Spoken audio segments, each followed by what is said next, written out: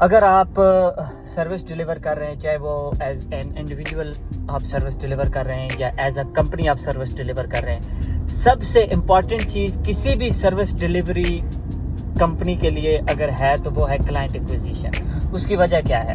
जब आप new clients acquire कर रहे हैं तो आपका रेवेन्यू इंक्रीज हो रहा है। किसी भी बिजनेस के लिए अगर उसका रेवेन्यू इंक्रीज हो रहा है तो बाकी सारी चीज़ें वो फिक्स कर सकता है ड्यू टू दैट रेवेन्यू, ठीक है।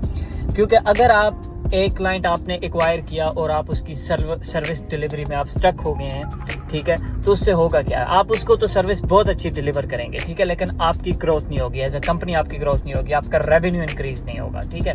तो और दूसरा ये कि सर्विस डिलीवरी के लिए आप हायरिंग कर सकते हैं, आप लोगों को ट्रेन कर सकते हैं, आप लोगों को इंगेज कर सकते हैं सर्विस डिलीवरी में, क्योंकि सर्विस डिलीवरी जो है वो रिपीटेटिव प्रोसेस होता है। अगर आपने एक सिस्टम बना लिया सर्विस डिलीवरी का, वो आपका रिपीटेटिव प्रोसेस होता है और वो आप किसी भी अपने मैनेजर्स को दे सकते हैं, उनसे हैंडल करवा सकते हैं, ठीक है।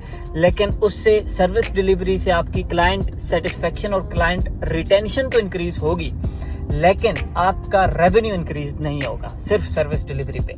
तो सबसे इंपॉर्टेंट चीज़ जो है वो है न्यू क्लाइंट एक्विजिशन। अगर आपके पास न्यू क्लाइंट एक्वायर हो रहे हैं तो आपका रेवेन्यू इंक्रीज हो रहा है। जब आपका रेवेन्यू इंक्रीज हो रहा है तो वो रेवेन्यू आप एलोकेट कर सकते हैं सर्विस डिलीवरी में। आप नए रिसोर्स हायर कर सकते हैं, आप सर्विस डिलीवरी को नए टूल से इम्प्रूव कर सकते हैं, आप क्लाइंट को रिटेन कर सकते हैं, क्लाइंट सेटिस्फेक्शन से पे आप उस रेवेन्यू में से जो है एलोकेट कर सकते हैं इन सारी चीज़ों के ऊपर, ठीक है।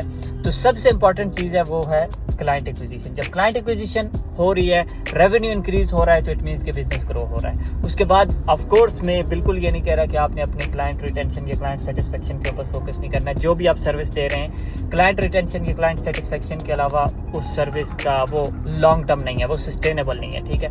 That is first thing to satisfy and retain your client, ठीक है। लेकिन जो ग्रोथ के लिए अगर आपने बिजनेस को रैपिडली ग्रो करना है तो आपको न्यू क्लाइंट एक्विजिशन बहुत रैपिडली करनी पड़ेगी, ठीक है। जितने ज़्यादा आपके क्लाइंट्स होंगे इतना ज़्यादा आपका रेवेन्यू होगा, जितना ज़्यादा आपका रेवेन्यू होगा बाकी सारी चीज़ें आप रेवेन्यू से फिक्स कर सकते हैं। लेकिन अगर रेवेन्यू का शॉर्टेज है ना कंपनी के अंदर, then it's gonna be very hard, क्योंकि आपके पास न्यू रिसोर्स जो है हायर करने के या नए किसी भी तरह से नए चीज़ें ट्राई करने की आपके पास रेवेन्यू नहीं होगा, आपके पास इतना बजट ही नहीं होगा कंपनी के अंदर कि आप उसको एलोकेट कर सकें डिफरेंट चीज़ों के ऊपर। So for the revenue growth is directly proportional to client acquisition.